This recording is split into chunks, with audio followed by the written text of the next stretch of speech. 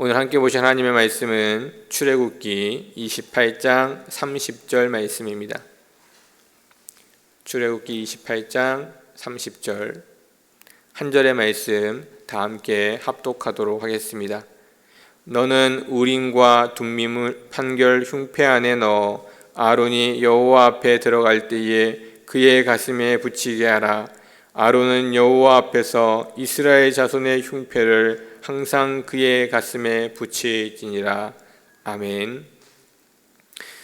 우림과 둠밈이라는 것이 있습니다. 작은 조약돌과 같은 것인데요, 이것은 단순히 돌이라는 개념이기보다는 하나님의 뜻을 묻고 정할 수 있는 그러한 도구였습니다. 우림은 빛이라는 뜻을 가지고 있고요, 둠밈은 완전하다라는 뜻을 가지고 있습니다. 이 두 가지를 합치면 완전한 빛, 즉 하나님의 판결에 대한 완전한 그런 것을 의미하게 됩니다. 그래서 하나님의 뜻을 물을 때에 예, 아니요의 대답을 들을 수 있다고 합니다. 우림은 유죄입니다. 그리고 둠밈은 무죄입니다. 유죄와 무죄를 판결할 때 그 어떠한 일들의 결과를 묻고 그 두 개 중에 하나를 뽑게 되는데, 뽑히는 그 돌로 인해서 유죄와 무죄를 판결하는 것이죠. 그러한 일들을 감당하는 것은 사실은 어떻게 보면 약간은 샤머니즘적인 우상과 같은 그러한 모습일 수 있지만, 하나님께 뜻을 묻고자 하는 이스라엘 백성들, 하나님의 뜻을 물어 하나님의 판결에 자신들을 맡기고자 하는 모습을 보게 되는 것입니다. 자신들의 잘못된 것들을 하나님께 온전히 맡겨내고 그것을 해결받을 수 있는 그와 같은 모습을 보여주고 있는 것입니다.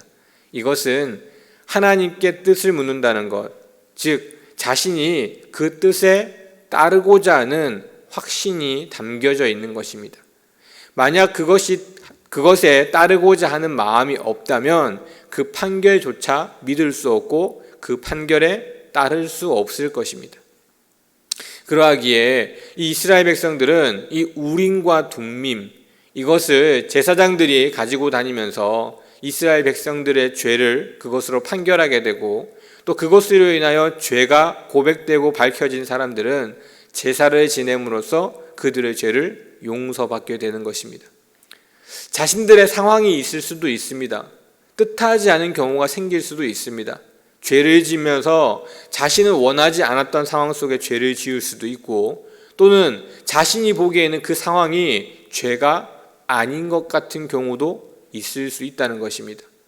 내 생각에 내 모습으로 내가 그것을 이해하기에는 죄가 아닐 수도 있지만, 이 우림과 둠밈에 자신의 죄를 맡기게 되고, 그럼으로써 자신이 그 뜻을 따라 자신이 다시 한번 하나님 앞에 제사를 드리는 이와 같은 모습, 즉 하나님께 온전히 자신을 내려놓는 것입니다.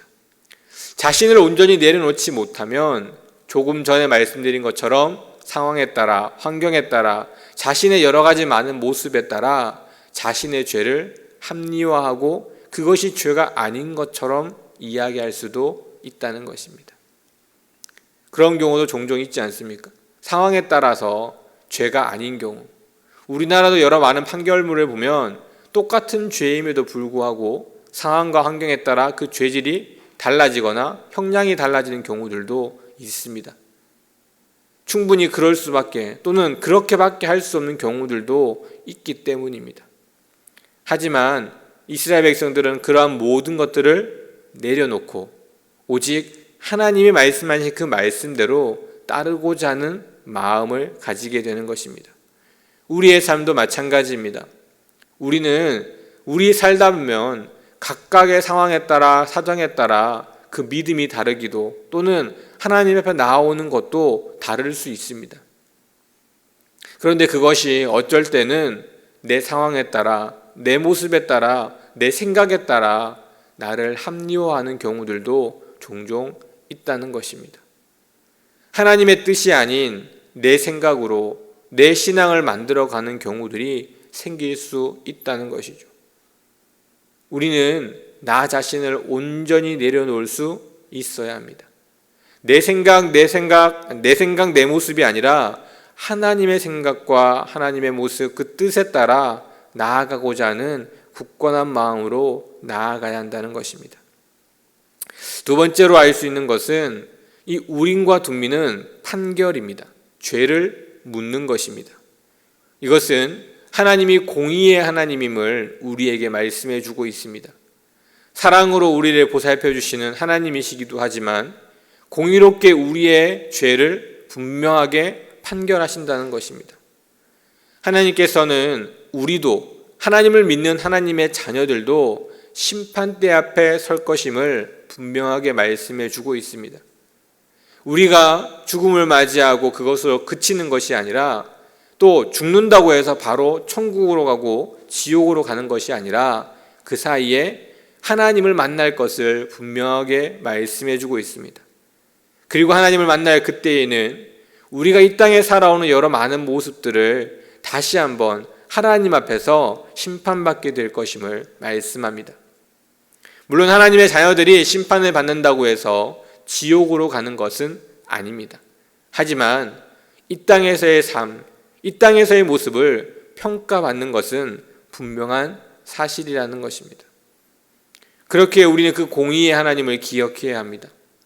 내가 행한 대로 그 죄값을 받는 것, 지옥은 아닐지라도 평가를 분명하게 받는다는 사실, 이것은 우리가 잊지 않고 기억해야 하는 부분입니다. 그러기에 우리의 삶을 함부로 살 수 없고 내 맘대로 살 수 없다는 사실입니다. 더욱더 하나님 앞으로 나와야 하고 하나님 앞에 부끄러움 없는 모습으로 살아야 한다는 것을 말씀해 주고 있습니다. 여러 많은 모습으로 살아가는 동안 사실 이 땅에서는 크게 제재받지 않고 살아가고 있습니다. 하나님을 외면하고 등 돌릴지라도 우리를 사랑하신 하나님께서는 우리에게 수많은 기회들을 주십니다. 하지만 마지막 그 순간 하나님 앞에 설 때에는 내가 이 땅에 행했던 그 모든 것들을 평가받는다는 사실, 그렇기에 더욱더 하나님 앞으로 나아가야 하고 하나님의 뜻에 따라 살아야 함을 우리는 기억해야 한다는 것입니다. 사랑의 하나님만을 바라보고 그 하나님만을 기억할 것이 아니라 공의의 하나님을 함께 기억할 때 우리는 올바른 신앙으로 설 수 있는 것입니다. 이스라엘 사람들은 사랑의 하나님만을 기억했습니다. 그들을 보살피고 보호하고 그들을 품고 있는 하나님만을 본 것입니다. 그랬기에 광야의 시간을 지나오면서 그들은 끊임없이 불평불만할 수 있었던 것입니다. 만약 그들의 불평불만과 그들의 행동이 하나님 앞에 심판받는다고 생각했다면 그들은 그와 같이 행동할 수 없었습니다. 우리도 그러한 모습으로 살아갈 수 있습니다. 그러기에 하루하루 살아가는 내 모습 가운데 사랑의 하나님, 공의의 하나님, 이 두 모습의 하나님을 기억할 때 우리는 조금 더 하나님께로 올바르게 나아가게 되는 것입니다. 오늘 하루도 하나님 앞에서 온전히 그 뜻을 따르고 우리의 모습이 하나님 앞에 부끄럽지 않는 모습으로 살아갈 수 있도록 다짐하는 귀한 하루가 되시기를 주님의 이름으로 축원드립니다. 기도하겠습니다. 하나님 감사합니다. 부족하고 연약한 삶을 살아가는 저희들이지만 택하여 주셨고 또 하나님의 귀한 사랑과 귀한 은혜로 우리들을 보살펴 주시는 하나님이심을 믿습니다.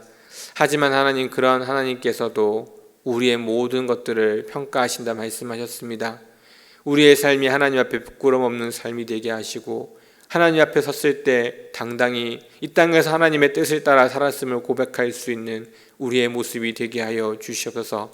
이 땅에 살아가는 수많은 일들, 하나님, 인간적인 생각으로, 인간적인 모습으로 여러 많은 일들을, 여러 많은 이야기들을 할 수 있지만 하나님, 우리가 그 많은 이야기들, 많은 말들이 정말로 하나님의 뜻을 따르고자 하는 모든 것을 넘어서지 않도록 하나님의 뜻을 따라 나아가는 삶이 되어질 수 있도록 은혜를 더하여 주시옵소서. 오늘 하루의 삶도 하나님의 뜻을 따르고 내 것을 내려놓는 삶이 되게 하시고 그 삶이 하나님 앞에 섰을 때 부끄러움 없는 은혜의 삶이 되게 하여 주시옵소서. 모든 말씀 예수 그리스도의 이름으로 간절히 기도드립니다. 아멘.